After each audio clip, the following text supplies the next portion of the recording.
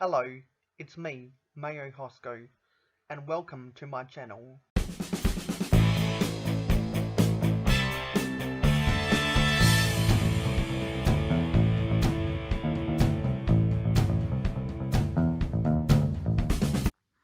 Hey, it's me, Mayohosko. No sugar, no filler, just real whole egg.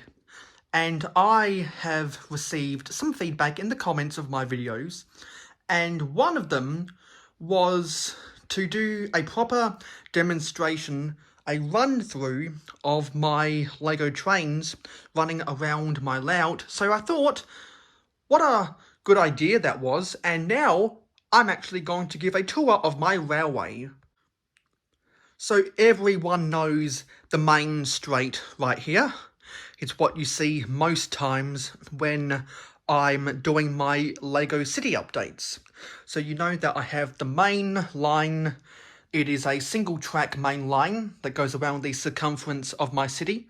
And there are a bunch of sidings off to the side as well, because I like to have storage for pieces of rolling stock and for locomotives, etc. So what you see a lot of the time is you see one of the sidings right here, and this is using a left-hand turn switch, and it goes from just beyond the park area in front of the beach all the way to the road, to one of the roads out of town, which I will have to turn this into a train crossing, a level crossing.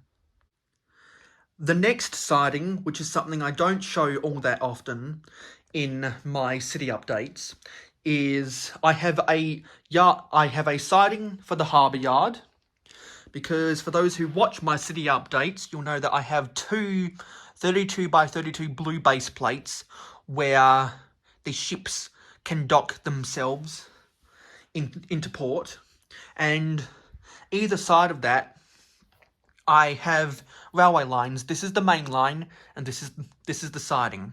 So the main line does an S-curve around here to get around the police station complex. So the main line does an S-curve, and right now I have moved the crane to be over the top of the main line, and the harbour yard siding does an S-curve as well. And both of them curve around here to go to the straight behind my city, behind the skyscrapers. So the harbour yard siding has two different sidings that split off in the reverse direction. So this siding is for excess pieces of rolling stock. You see a hopper truck back there, and you see two flatbed trucks that have bulk cargo on. And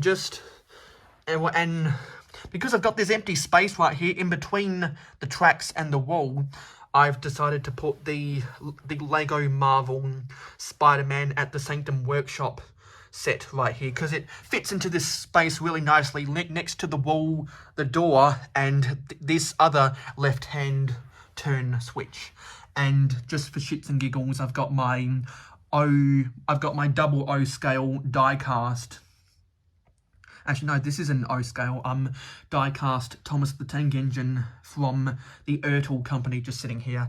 And that's a reminder for you to go to subscribe to mayohosko's TWR and TTTE channel, all about trains. You can find that on the About page of my YouTube channel. So this other siding from a right-hand turn switch is specifically for what I plan to be my shunting locomotive, and there is my breakdown train crane.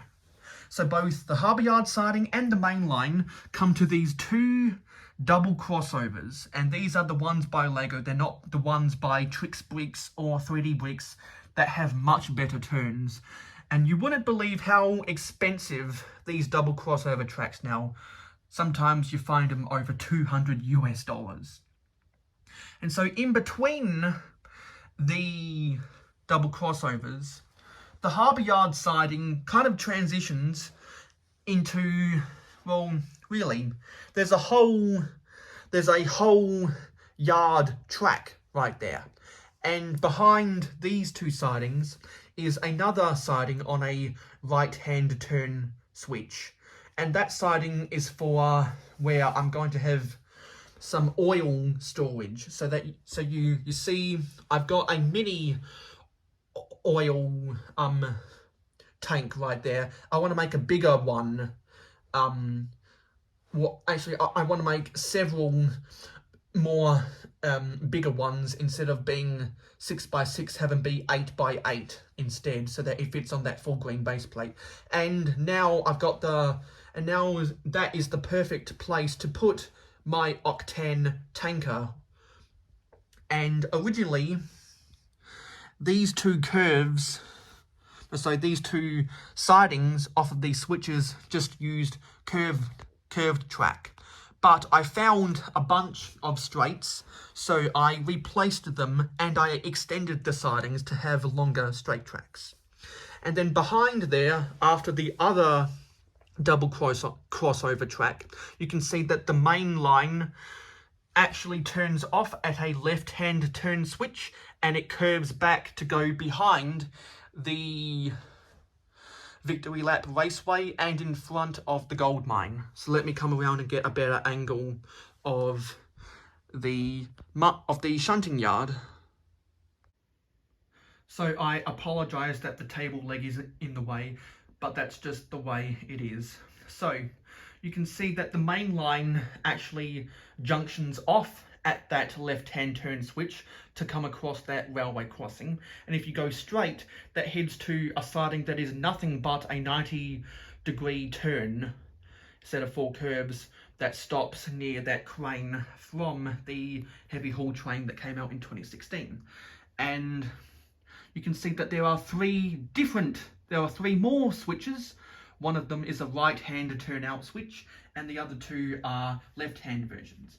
And they curve around 90 degrees as well, and they stop at that 48x48 light bluish grey base plate that makes up the gold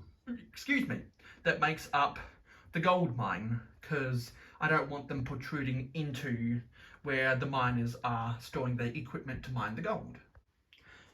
And then the last section is the main line that comes over this crossing behind the Victory Lap Raceway and across another crossing. Then it curves around and reaches the main straight. So that is a tour of my railway network if you haven't already seen it before. Now let's go and get some shots of the trains running around.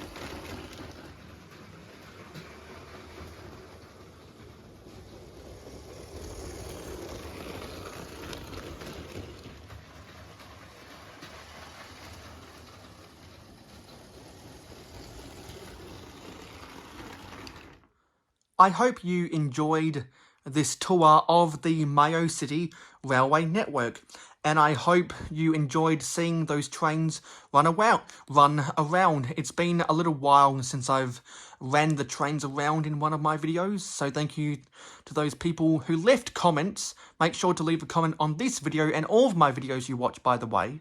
Thank you to those who suggested this video.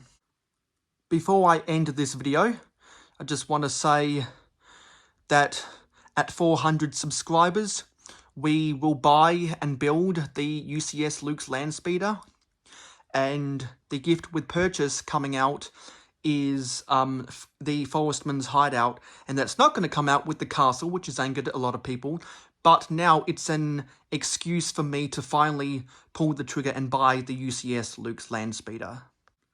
Be sure to like, comment, and hit that subscribe button if you haven't already subscribed. For all of my different social medias, just look in the description. And for any other information, feel free to go to mayohosko.weebly.com.